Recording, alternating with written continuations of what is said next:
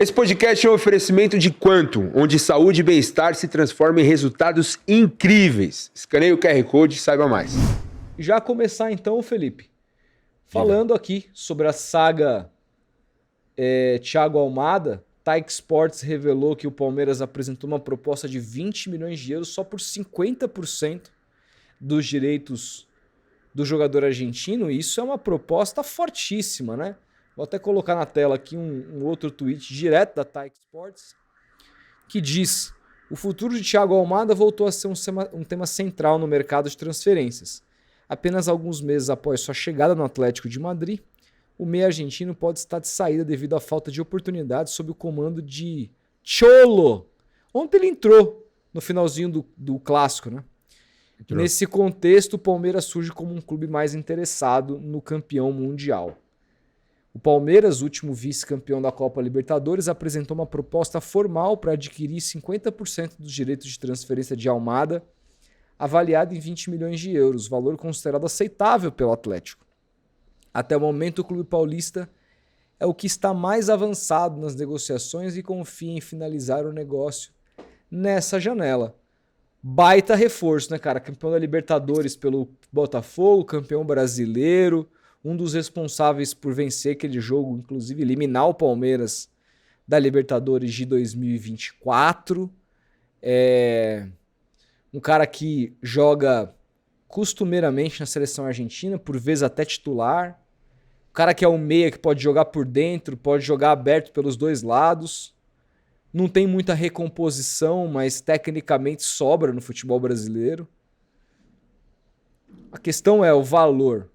É um valor muito alto apenas por 50% desse jogador que, como bateu e voltou já 2 vezes, né? Lyon, Atlético de Madrid, não fez sucesso, não deve ter tanto mercado para depois. É uma contratação pensando em retorno esportivo apenas, né? Como é que você avalia, Felipe? Cara, e esse é um dos pontos que eu mais bato nos últimos tempos aí sobre o Palmeiras, assim. Tá na hora de pensar também um pouquinho em jogadores para ter um retorno esportivo. Óbvio que o Palmeiras fez contratações pensando nisso, o Vitor Roque, o próprio Andreas Pereira e tudo mais, Felipe Anderson, que até agora não fez jus a todo o hype que teve quando chegou. Esse daqui a pouco tá de volta na Vila Belmiro aí. Do jeito que as coisas andam. Não duvido, não, hein? Pra gente xingar ele. Tô com saudade de xingar ele. E o Almada, eu acho que é um movimento nesse sentido, cara. São 50% só. Cara, se ele mete o gol do título da Libertadores, se ele vira um dos protagonistas do time numa conquista de campeonato brasileiro, num ano vitorioso do Palmeiras, aí sim você faz jus a todo o investimento que foi feito no ano passado, a montagem de um novo elenco, você trazendo peças de jogadores que, como a Leila disse ontem, nós precisamos de pequenos ajustes. Os pequenos ajustes são justamente jogadores assim. Ela falou, a bola não tem que bater na trave e sair. A bola tem que bater na trave e entrar. São justamente esses jogadores que faltaram ao Palmeiras no ano passado. Peças que o Abel olhasse para o banco, não estou falando que nesse sentido o Almada será um jogador que ficará no banco, mas que você tenha à disposição no elenco jogadores capazes de entrar e decidir uma partida para o Palmeiras. O Palmeiras hoje tem bons coadjuvantes. Tem um jogador muito interessante na frente, que desperta interesse da Europa, que é muito bem avaliado entre os jogadores jovens do mundo, que é o Vitor Roque. E só. O restante do elenco do Palmeiras é um elenco nota 7, 7,5, no máximo 8. E aí você trazendo um jogador do quilate do Almada, na América do Sul, esse cara tem possibilidade e bola já mostrada aqui no futebol brasileiro para ser o craque da América do Sul, cara, para ser o melhor jogador do país, para rivalizar com a Arrascaeta. E ele não é um perfil tão artilheiro, ele não é um perfil tão assistente, ele é um cara que faz o coletivo jogar, que faz o funcionamento do time fluir. Eu acho que é esse tipo de meia que o Palmeiras não tem há tempos, cara. Um meia-meia mesmo, porque o Veiga não é esse jogador, o Veiga é um segundo atacante, o Maurício é um jogador mais de lado de campo, para dentro, também quase um segundo atacante. Não são as características de Veiga e Maurício a característica do Almada, do pifador, de um cara que levanta a cabeça, que enfia uma bola entre linhas, que tem essa capacidade de esconder a bola muitas vezes. Então, cara, o Palmeiras tem a obrigação de pelo menos tentar a contratação desse cara. De se colocar como grande que é no mercado e tentar a contratação dele. E fazer de tudo para trazer esse jogador. Porque seria uma baita contratação, seria a melhor contratação da janela desse começo de ano. É obrigação do Palmeiras, no patamar que está hoje, tentar pelo menos. Não tô falando que, pô, tem que trazer. Tem que trazer. Eu, como torcedor, vou, mano, no aeroporto buscar o cara se ele vier. Mas assim, tem que tentar, tem que parar com esse discurso de ai, mas o Palmeiras não é o Flamengo, as contas e não sei o que, irmão. Jogador bom custa caro. Título hoje no futebol inflacionado que a gente tem custa caro. Não tô falando pra arregaçar os cofres do clube, mas, cara, hoje você tem condições. Você se preparou, se estruturou pra isso, gastou 700 na temporada passada em muitos jogadores que se não tivesse gastado, hoje teria um caixa ainda mais gordo para poder fazer movimentos pontuais, os tais ajustes que a Leila Pereira disse ontem na apresentação do Marlon Freitas, para trazer jogadores mais prontos, jogadores mais cascudos. Precisou uma temporada inteira ir pro ralo para eles olharem e falarem: realmente precisamos de mais experiência, precisamos de jogadores prontos. Pô, vocês acharam que o Facundo Torres seria esse jogador? Que o Sousa seria esse jogador? O Emiliano Martinez chegaria, botaria a camisa 5 e viraria o Rincon no meio de campo do Palmeiras. Não, velho. Não, fizeram um mapeamento errado e gastaram o dinheiro do Palmeiras. Por isso que eu critico o Anderson Barros. Por onde ele passou, sempre ficou nítido que o métier dele não é o métier de contratação. Ele é um diretor para outra função. Mas aí eu acho que é colocar e aí muito é um erro peso, da presidente. muito colocar peso no cara e tirar o peso de Abel Ferreira, que Também, eu pede falo no meu a vídeo que maioria é um cara desses que jogadores. Indica muito mal. É. Indica muito mal, que não tem que ser o técnico. No meu vídeo eu falo, o técnico não tem que ser a única palavra, a palavra mais decisiva. A diretoria tem que ter convicção, o diretor de futebol tem que ter autonomia para isso. E é isso justamente que eu não vejo no Palmeiras. Eu vejo muito uma terceirização de Leila e Barros à figura do Abel, como um grande escudo. E aí o Palmeiras faz esses movimentos errados no mercado, como fez no ano passado, e agora fica: Palmeiras adota cautela, Palmeiras monitora, Palmeiras observa. Por quê? Porque o Palmeiras está com medo de errar de novo, como errou em 2025. E aí gastar mal o dinheiro do clube. Porque você pega as contratações que o Barros fez de 21 até 25, cara, você peneira, cai 2 que são bons, 3 que são bons. O restante, velho, já nem tá no Palmeiras mais. Então, são vários fatores que a gente tem que analisar do Palmeiras no mercado, mas justamente essa contratação, se acontecer, é um golaço do Palmeiras e eu tô torcendo para que aconteça, mas acho que vai ser difícil. Eu li hoje de manhã aqui que o André Cury vai tomar as frentes dessa negociação e ele tem um trânsito muito bom no Atlético de Madrid e segundo as informações de outros veículos da imprensa argentina, o Almada vê com ótimos olhos a volta ao futebol brasileiro, que ele quer jogar, mano. Ele precisa de minutos e ele entende que talvez o Palmeiras tenha mais vitrine do que clubes médios menores do que o Atlético de Madrid, por exemplo, para ele tentar o sonho dele de jogar outra Copa do Mundo. Vamos ver. Se vier uma baita contratação, ele tá na iminência de jogar mais uma Copa do Mundo, né? Então ele precisa jogar. Ele sabe disso. O próprio Flaco foi convocado para a seleção jogando no Palmeiras. O Aníbal também. Então ele vê que é uma vitrine legal. Então eu acho provável essa negociação sair.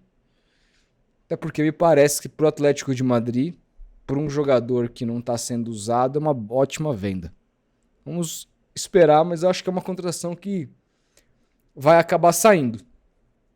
E mudaria o time do Palmeiras de patamar, né, cara? Eu acho que pega sim.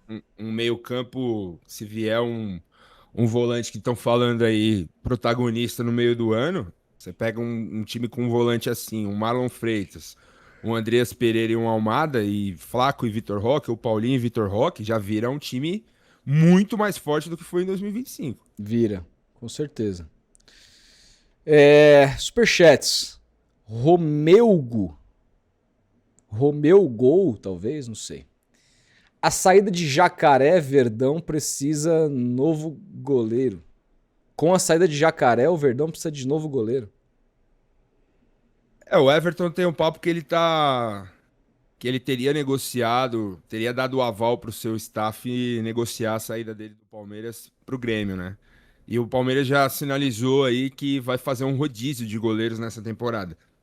Sei lá, o Carlos Miguel jogar as Copas, o Everton jogar o Brasileiro, e parece que isso não agradou muito o Everton, se sentiu meio que desprestigiado pela história que ele tem no clube, pelo tamanho que ele tem, goleiro mais vitorioso da história do Palmeiras e tudo mais. O Filipão gosta muito dele, pediu a contratação dele, o Marcos Rocha também é hoje no Grêmio um grande líder do elenco, e tem muitos amigos no Palmeiras e o Everton é um deles, amigo pessoal.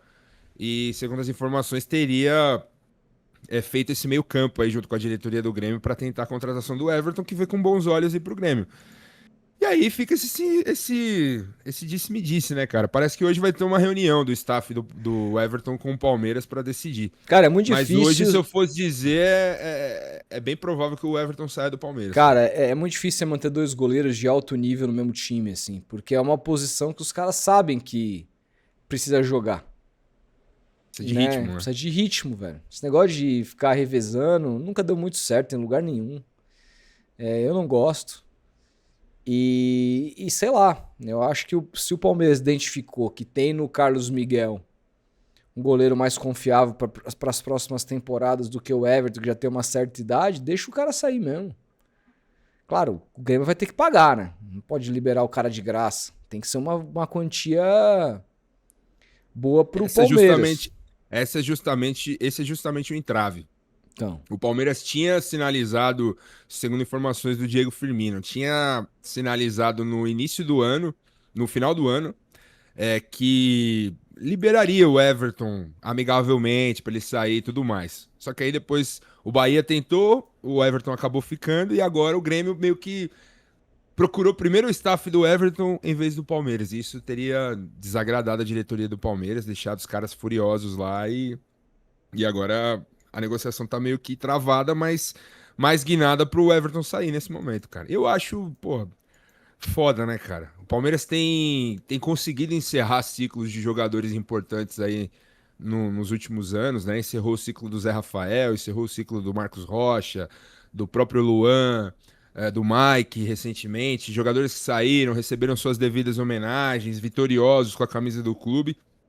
E simplesmente o goleiro mais vencedor, que para muitos vem numa descendente, é fato, mas que merece ser respeitado também, né, cara? Merece sair pela porta da frente. O Everton nunca foi chinelinho, sempre foi profissional, sempre honrou a camisa do Palmeiras, então acho que a saída deveria, no mínimo, ser costurada de uma forma decente, assim, pelo que o cara representa. é isso.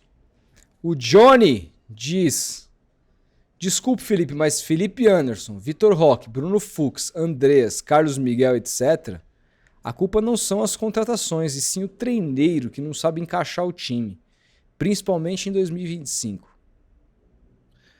Cara, ele no ano passado, entre setembro e outubro, o Palmeiras jogou bola, cara.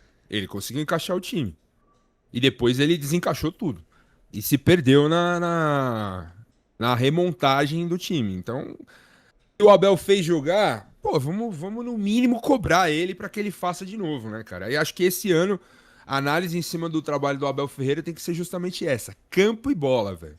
Dane-se o que ele fala na coletiva, etc. Cara, vamos focar em campo e bola. Ele tem que fazer esse time jogar. E se chegar um Almada da vida, se chegar um Fabinho, um Casimiro, um Guido Rodrigues, que estão falando bastante, que é pra camisa 5, um Nino pra zaga, cara, ele vai ter material humano muito mais qualificado do que teve em 2025. Então ele tem mais obrigação ainda de fazer esse time jogar. E ainda pode, inclusive, que eu já ouvi de uma pessoa hoje, o Eduardo Conceição já pode fazer essa transição depois da Copinha. De chegar ao profissional, porque o moleque é assustador, assim. Muita gente já falava dele nos bastidores. O próprio João Paulo Sampaio foi ao Pode Porco e falou: ó, tem um moleque vindo aí. Todo mundo achou que era outro garoto, e não era. Era justamente o Eduardo Conceição. Então, porra, material humano o Abel Ferreira tem pra fazer o time jogar. Tem que cobrar ele, cara.